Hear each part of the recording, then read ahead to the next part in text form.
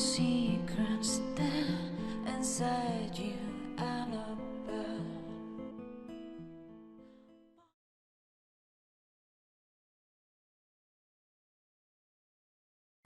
Une échelle de mesure est le type d'information que renferme une variable.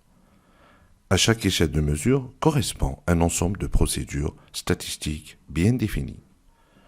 Nous devons le terme d'échelle de mesure au psychologue américain Stevens, qui l'a créé en 1946. Pour ce dernier, les échelles de mesure sont caractérisées par 3 propriétés: l'ordre, la différence, ainsi que de ratios. Stevens a distingué entre 4 types d'échelles de mesure: l'échelle nominale, l'échelle ordinale, l'échelle d'intervalle et l'échelle de rapport. L'échelle nominale permet de nommer la catégorie à laquelle l'observation appartient. Chaque observation d'une variable nominale n'appartient qu'à une seule catégorie. Les informations contenues dans la variable nominale n'ont aucune propriété mathématique.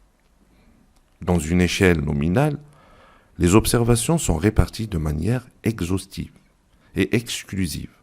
L'ordre des modalités n'a pas d'importance. Nous pouvons citer à titre d'exemple les noms, les couleurs, l'origine ethnique, la ville de naissance, le champ d'études, un code postal ou un numéro de carte de crédit. L'échelle ordinale est une variante de l'échelle nominale. Les modalités et les valeurs d'une échelle sont classées suivant un critère. L'échelle de mesure est ordinale car il y a une gradation dans les catégories utilisées. L'échelle ordinale permet la mesure de la position de chaque observation relativement aux autres observations sur une variable. Sa position est appelée le rang. On pourrait donner à titre d'exemple les résultats d'une course de chevaux, le classement dans des Jeux olympiques.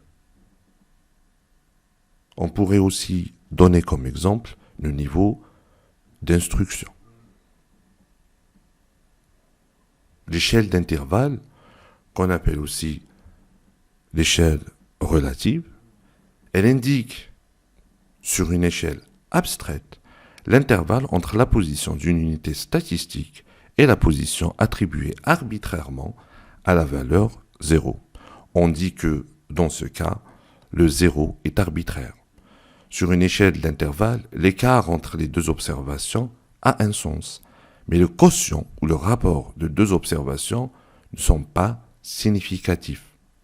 Aussi, nous remarquons dans une échelle d'intervalle que ces dernières sont de taille identique. On pourrait donner à titre d'exemple le QI et l'échelle de Likert qui est une échelle d'intervalle par excellence.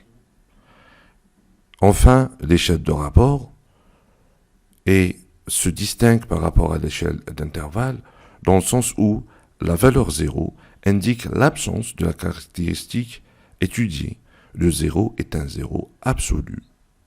Nous pouvons citer à titre d'exemple la taille, le poids ou l'âge. J'espère que cette présentation, ainsi petite soit-elle, vous a donné une idée un peu plus claire de la notion d'échelle de mesure. On se reverra bien évidemment dans les prochains cours et TD pour discuter avec plus de profondeur sur cette notion.